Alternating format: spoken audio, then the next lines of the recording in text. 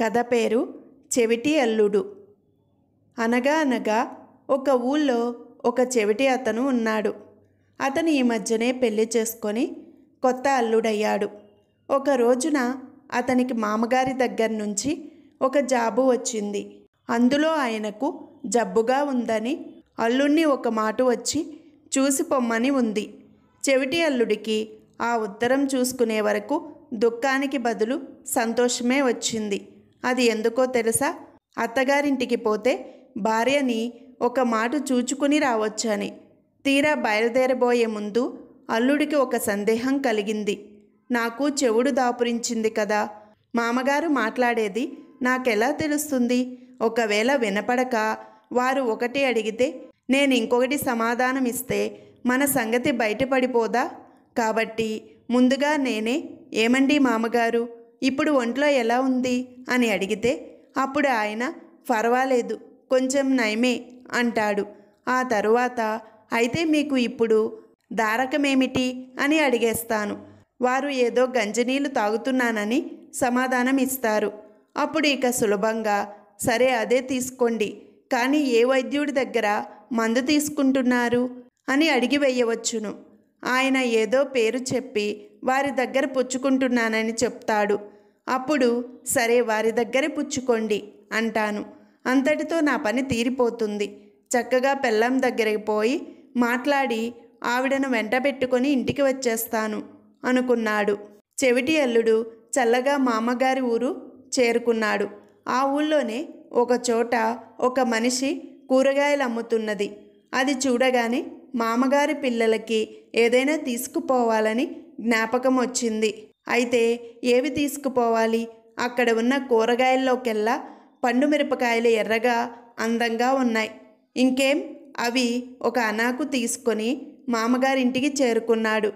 అతను వాకిట్లో అడుగు పెట్టాడో లేదో బావమరుదులు వచ్చి అతని కాళ్లకు చుట్టుకున్నారు. వాళ్ళ చనువు చూసే వరకు అల్లుడు సంతోషం పట్టలేకపోయాడు.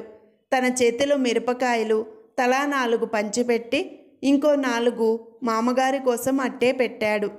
ఇంతలో ఒక్కొక్క పిల్లవాడు మిరపకాయలు కొరకటము, ఏడవటము మొదలుపెట్టారు. మన చెవిటి అల్లుడు పిల్లలు కాయలు చాలక ఏడుస్తున్నారనుకొని తన చేతిలో ఉన్న ఆ 4 కాయలు కూడా వాళ్ళకే ఇచ్చాడు. పిల్లలు ఏడుపు మానలేదు. ఇంతలో అతని అత్త బయటికి వచ్చి సంగతంతా చూసి, భలే సరసమాడావులే బాబు, ఆ నోరు తెలియని పిల్లలతో నీకెవరు పెద్దవారు దొరకలేదా నీ చాతుర్యం చూపించడానికి అని కోప్పడింది. పాపం అల్లుడి మొహం తెల్లబడిపోయింది. జరిగిన పొరపాటుకు మనసులో తిట్టుకొని చల్లగా మామగారి దగ్గరికి వెళ్ళాడు. అల్లుణ్ణి చూడగానే మామగారి మొహం వికసించింది. కూర్చోమని చేతితో సైగ చేశాడు. అల్లుడు మామగారి పక్క మీద కూర్చొని అది వరకు వల్లించుకు వచ్చిన ప్రకారం, ఏమండి మామగారు, ఇప్పుడు ఒంట్లో ఎలా ఉంది అని అడిగాడు. ఏమి చెప్పేది నాయనా, నా పరిస్థితి చూస్తే ఇవాళో రేపో అన్నట్టుంది. ఇంతకీ మన చేతిలో ఏముంది అన్నాడు బావిలో నుంచి మాట్లాడినట్టు. అల్లుడికి ఆ మాటలు ఒక్కటి కూడా వినపడలేదు. అయినా ఆ వెనుక అనుకొని వచ్చిన మాటలు ఒక్కొక్కటే అనసాగాడు. అయితే మీకిప్పుడు దారకమేమిటి? మామకు ఈ మాట వినే వరకు అసహ్యం వేసింది. దారకం కాదు, నా పిండాకుడు తింటున్నాను అన్నాడు విసుగుతో. అల్లుడికి ఈ మాట వినపడలేదు. అయినా విన్నట్టు సంతోషించి, అయితే మరీ మంచిది, కొన్నాళ్ళు అదే తీసుకోండి, మీ ఆరోగ్యం బాగుపడుతుంది అని చిరునవ్వుతో, మీకిప్పుడు మందు ఎవరు ఇచ్చేది అని అడిగాడు. ఈ మాట వినే వరకు మామకు గొంతు వరకు కోపం వచ్చింది. అదంతా ఆయన దిగమింగుకొని, ఎవరా? యమధర్మరాజు అని కళ్ళు మూసుకున్నాడు. అయితే ఇంకేం, నిర్భయంగా వారి దగ్గరే మందు పుచ్చుకోండి, వారిని నమ్ముకున్న వాళ్ళకి ఏమీ భయం లేదు అన్నాడు. మామకు కోపం వచ్చి ఇక ఏమీ మాట్లాడలేదు. ఇక తను వచ్చిన పని అయిపోయింది కదా, భార్యనైనా చూద్దామని అల్లుడు ఇంట్లోకి పోయాడు. అతనికి భార్య బదులు అత్త ఎదురైంది. అల్లుణ్ణి చూడగానే ఆమెకు ఎక్కడలేని కోపమూ వచ్చింది. ఏం బాబు, మళ్ళీ ఏం తెచ్చావు?